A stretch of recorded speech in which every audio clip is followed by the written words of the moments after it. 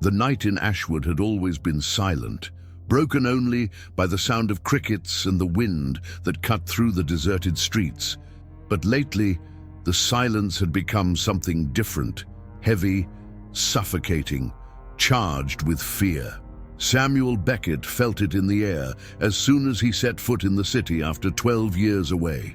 He had been born and raised there, but like many young people, he left to pursue something greater. He worked as a journalist in Boston, covering mundane stories, far from any kind of real emotion. Now he was back, but not by choice. He had been fired from his newspaper after a poorly received investigation into police corruption. As he got off the bus, he felt unexpectedly cold. It was fall, but the wind that cut through his skin seemed to carry something beyond the simple change of season. A warning, perhaps. His first destination was his mother's house, Diana Beckett, a strong woman with grey hair and a look that always seemed to know more than she was saying. She welcomed him with a tight hug and a worried look. "I'm glad you're back," she said, leading him inside. "The city is different, Samuel. Something is happening." He didn't pay much attention at first. Small towns always had their local dramas, rumors, superstitions. But that very night, when he went to sleep, he realized that something was wrong. And before we continue with this intriguing story, don't forget to subscribe to the channel and leave a like. This helps us bring you more content like this. Now let's get back to the story. You woke up in the middle of the night, not understanding exactly why. The room was dark, except for the dim light of the street lamp outside, which cast shadows on the wall. The air was strangely chilly, as if someone had left a window open, but everything was closed. It was then that he noticed claw marks on the wall, 3 deep, parallel scratches, as if something or someone had run their sharp nails along them. His heart raced. He couldn't remember having seen that before. The next morning, when he mentioned it to his mother, she paled. "It can't be," she muttered. "It can't be what?" She hesitated before answering. "Samuel, almost everyone in town has been talking about it. Dreams, nightmares. And then they wake up and find these marks." This awakened something inside the journalist. It was impossible that it was just a coincidence. He decided to investigate. Samuel began by asking the locals. Some denied it, avoided the subject. Others confirmed it with wide eyes, telling him about the same creature that appeared in everyone's dreams. "He's tall, very tall. His skin is as white as paper, and he has no eyes." It was always the same description. Then something even more frightening happened. One of the interviewees, a man called John Ackers, told Samuel that the night before he had felt cold breath at the foot of his bed. "As if something was there," he whispered, shivering, "as if it was waiting for me to go to sleep." And then came the worst news. A child had disappeared that very night. The boy, Daniel Evans, just 9 years old, had told his mother that he was having nightmares about a man with no eyes. That morning his bed was empty, the window ajar, claw marks on the wall. The police were looking for answers, but Samuel already knew. This was no ordinary case. Something alive inhabited people's dreams. And now it seemed to be getting bolder. Samuel needed to find out what it was before it was too late. The disappearance of Daniel Evans shook Ashwood. Small towns were not used to events of this kind. People started locking their doors earlier. Parents forbade their children to go out at night, and for the first time in many years, the streets were empty before the sun had even set. But that wasn't all. Fear wasn't just in the city. It was inside the houses, inside people's minds. Samuel realized this when he started talking to more residents. Every day, more people reported having the same dream. A tall, pale man with no eyes, standing in the corner of the room, just watching. When they tried to move, they found that they were paralyzed. They felt the weight of something on top of them, a cold, suffocating presence, and then they woke up, always with claw marks on the walls. It was as if the monster was getting closer and closer to reality. Samuel decided he needed to see it for himself. He started researching the town's history, trying to find any mention of something similar in the past. He visited the public archives, the library, and even talked to the oldest residents, but no one seemed to remember anything like it. Until he came across Patrick Holloway, an 82-year-old man who had lived in the town forever. "You're asking about the Pale Man, aren't you?" Samuel felt a shiver run up his spine. How do you know that?" The old man looked around, as if checking to see if anyone could hear them. His voice came out weak, almost a whisper. "Because it's happened before. Patrick said that 60 years ago, something very similar happened in Ashwood. People started having strange nightmares. Some woke up with marks. Children disappeared. But back then, there was no internet. No news that could spread terror. The town did what it always did. It ignored it and moved on." "And how did it stop?" Samuel asked, trying to remain calm. Patrick was silent for a moment, as if he were reliving a trauma that had been buried for decades. Someone stood up to him. But that part of the story, nobody knows how it ended. The conversation left Samuel restless. He decided to stay up all night, waiting to see if it would come to him.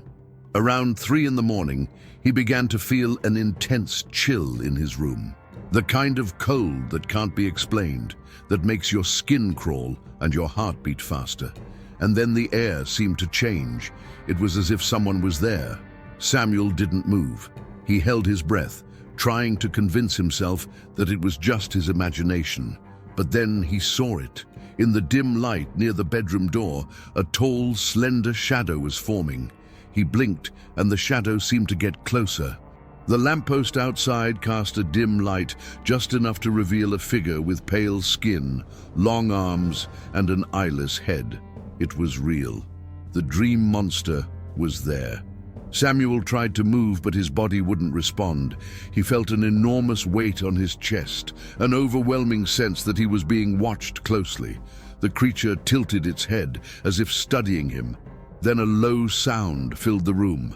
A cold breath. Close. Very close. He tried to scream, but nothing came out of his mouth. Dread gripped him in a way he had never felt before, and just as it appeared, the thing disappeared. The next morning, when Samuel woke up, he saw 3 deep claw marks on the wall. He knew it was no longer a matter of research. Now it was personal. Samuel woke up panting, his body covered in a cold sweat. The room looked the same as always, except for the 3 claw marks on the wall, proof that this was no ordinary nightmare. The Pale Man was real, and every day he became bolder. After the terrifying experience, Samuel knew he needed answers. The city was hiding something, and he needed to find out what it was before anyone else disappeared. He went back to Patrick Holloway, the man who had mentioned that the creature had haunted Ashwood before, but when he arrived at his house, he found the door ajar. Something was wrong. "Patrick?" he called hesitantly. No answer. When he entered, he saw chaos. Furniture overturned, papers scattered on the floor, and in the center of the room a fallen chair. Patrick wasn't there, but there were claw marks on the wall. And worse, words scratched into the wood. "He's back." Feeling that he was running out of time, Samuel returned to the library. He rummaged through old files, forgotten newspapers, anything that mentioned strange events in the city. After hours of searching, he found a yellowed article dated 60 years ago. "The mysterious disappearance of children haunts Ashwood. Authorities won't comment, but rumors of the Pale Man are spreading." And just below, a name caught the eye: Nathaniel Grayson. Samuel didn't recognize the name, but according to the article, Nathaniel was a man who claimed to know how to stop the creature. However, no one knows what happened to him. He needed to find out more. Searching the town records, Samuel discovered that Helena Grayson, Nathaniel's granddaughter, still lived in Ashwood. She lived in a remote house on the edge of town, far from any neighbors. When Samuel knocked on the door, a woman in her 60s with gray hair and tired eyes answered. "You're too late," she said, before he could say anything. "What do you mean?" Samuel asked, surprised. Helena opened the door and invited him in. The house was full of amulets, symbols scribbled on the floor, and unlit candles. It looked like a place where someone was fighting something invisible. She sighed and pointed to a table full of documents. "I know why you're here. I know about your dreams. I know about the marks on the wall." Samuel's heart soared. "Do you know what he is?" Helena took out an old book and opened it to a specific page. There was a drawing, a tall, pale man with no eyes.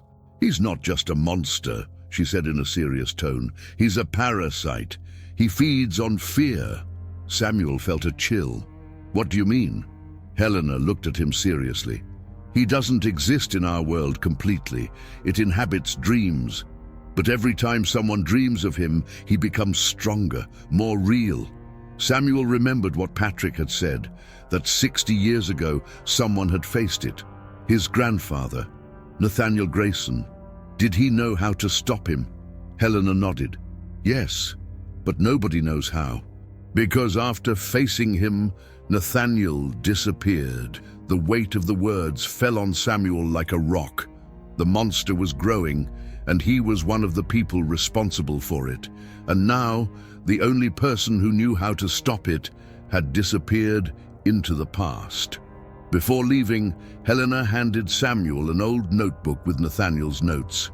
"If you want to survive, you have to find out what he knew." Samuel took the notebook, feeling that this was the only chance he had. But as he left the house, something made his blood run cold. On the rear window of his car there were fresh claw marks, and in the reflection for a brief second, he saw something behind him. Something tall, pale, and eyeless. He knew that Samuel was trying to stop him, and he didn't like it. Samuel drove quickly through the dark streets of Ashwood. The claw marks on his car window were still there, and the fleeting image of the pale man behind him remained etched in his mind. Fear was a shadow that haunted him, but now he had something that might be his only chance of making sense of it. Nathaniel Grayson's notebook. He knew he couldn't go home. If the monster knew he was trying to stop it, then it probably already considered him a threat. And Samuel still didn't know how to confront it. He needed a safe place to read the notes. He drove to a small roadside motel, far from the city center. He rented a room, locked the door, and put a chair against it. Only then did he open the notebook. The pages were yellowed, some torn, others smudged. It was the diary of a man who had known terror up close. It appears in dreams, but that's only the beginning. Fear is your gateway. The more terrified you become, the more real it becomes. 60 years ago, I discovered the truth. It can't be killed, but it can be sealed. Those words made Samuel's heart soar. Nathaniel knew how to stop the creature. He kept reading, trying to find details about what Nathaniel had done to seal him.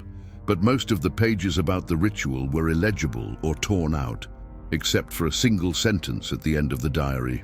"The nightmare ends where it all began." And below that, a name. Fairmont Orphanage. Samuel felt a chill. Fairmont was an old orphanage that had been abandoned for decades. Growing up in Ashwood, he had always heard dark stories about the place. They said it was cursed, that children disappeared there. Now he realized that it wasn't just an urban legend. The pale man had some connection to the place. Exhausted, Samuel accidentally fell asleep, and this time, the dream was different. He was no longer in the motel. He was in a dark corridor where the walls were covered in claw marks. The air was heavy, and every step he took echoed into infinity. In the dimness, something moved, and then it appeared. The pale man was there, closer than ever. You're calling me." The whispering voice didn't come from his mouth, but invaded Samuel's mind like a poison. Samuel tried to run, but he couldn't move. The monster approached. Its eyeless face was an expressionless mask of horror. "You can't stop me." Samuel felt cold fingers on his neck. The icy breath touched his skin. Then a voice echoed in the darkness. "Wake up." Samuel opened his eyes suddenly, choking.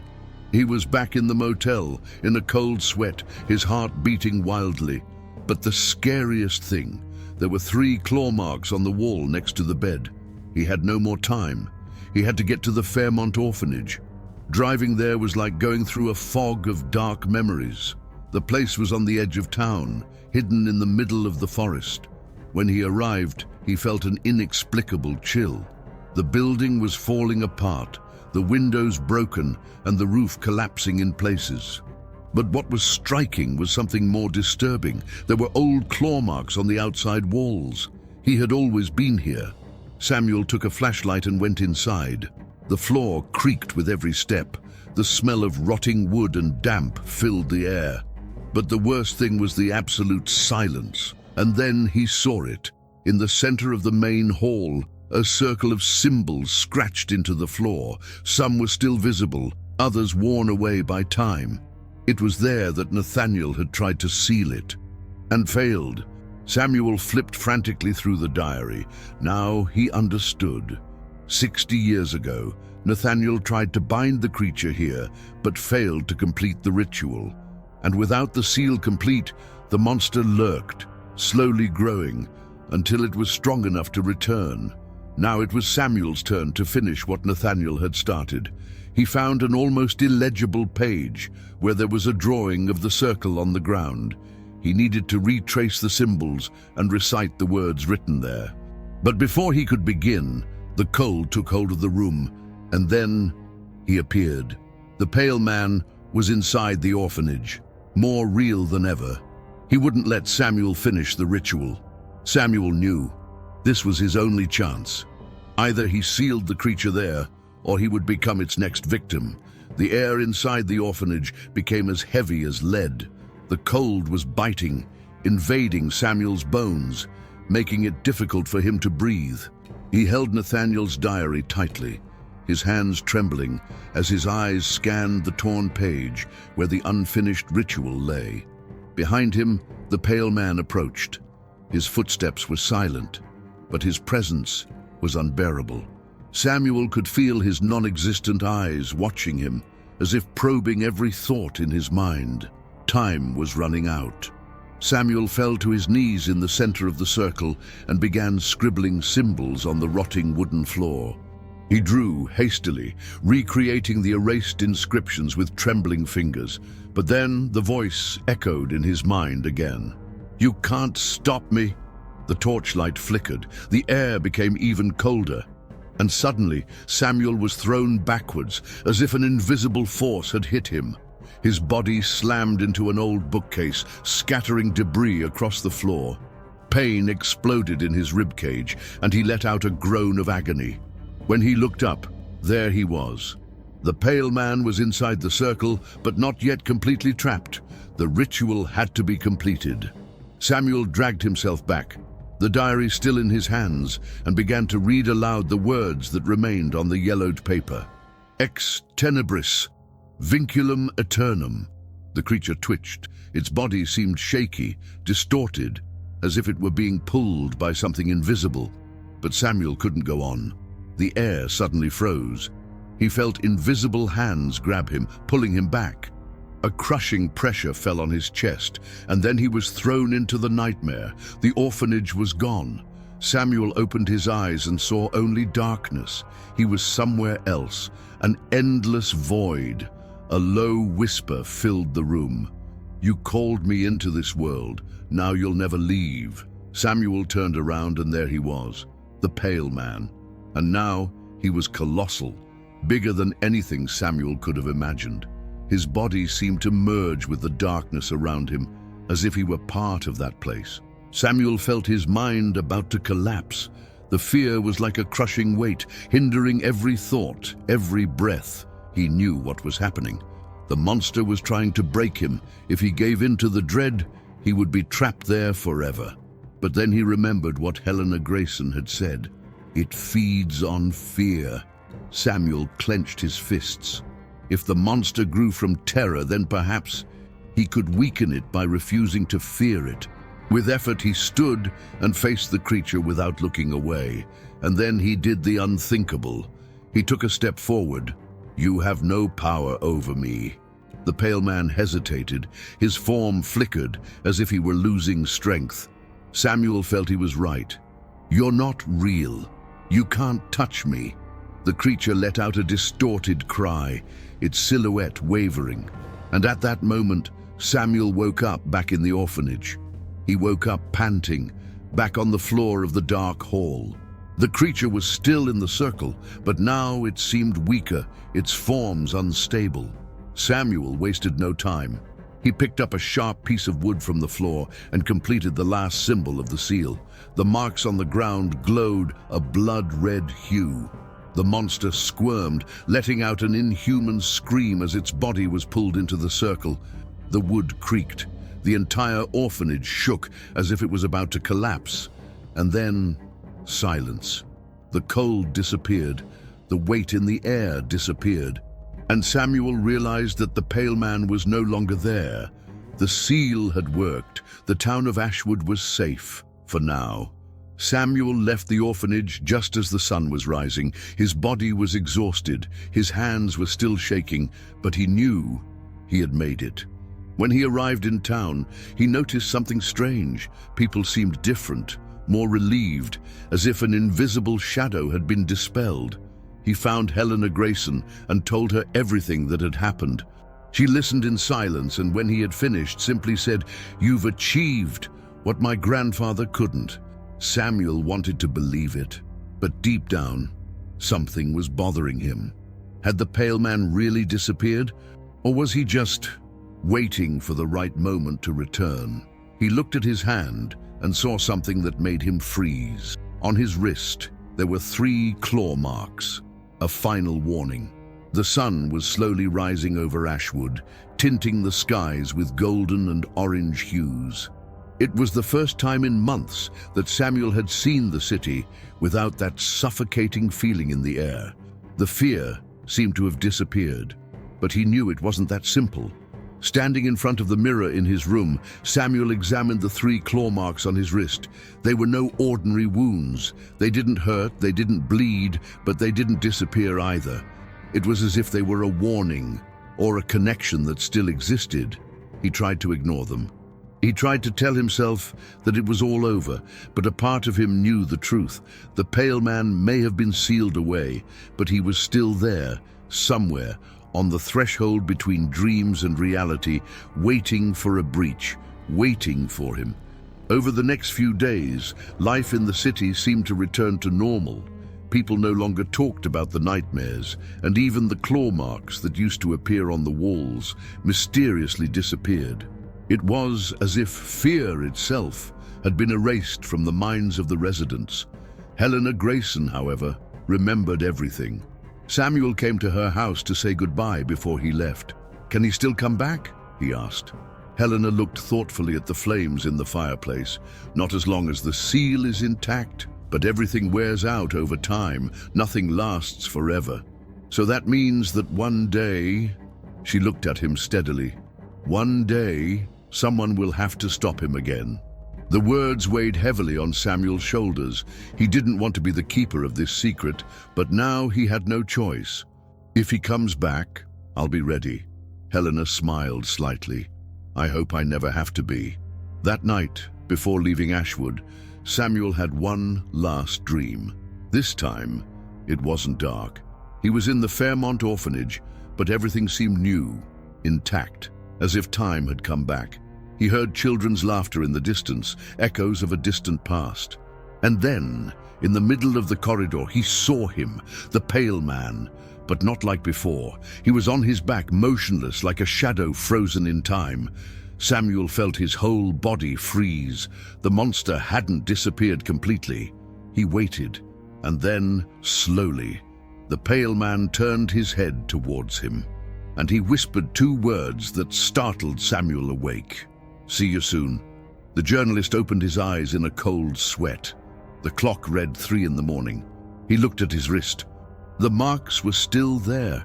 The seal had worked, but Samuel knew that the story would never really end. He picked up his suitcase, got into his car, and drove away from Ashwood. But as he looked in the rearview mirror for the last time, he saw something that made his blood run cold. In the early morning mist, a tall, pale figure stared into the distance, motionless, no eyes, just waiting. Samuel drove on without looking back, feeling a heaviness in his chest that wouldn't go away anytime soon. He had won at least for now, but he knew that some horrors could never be completely eradicated, only contained. The Pale Man may have been sealed away, but his existence persisted in some forgotten corner of reality, waiting for the right moment to return. As Ashwood's lights disappeared in the rearview mirror, Samuel realized that he wasn't just a journalist who had uncovered a mystery, he was now part of the story, and sooner or later he would have to face again what haunted the dreams of so many. But until then, he would try to live, trying to ignore the shadows that seemed to watch him from every dark corner of the road. Because some nightmares never really end. What did you think of this outcome? Leave your opinion in the comments. We'd love to know what you think. And don't forget to subscribe to the channel and leave your like to support our work. See you in the next video.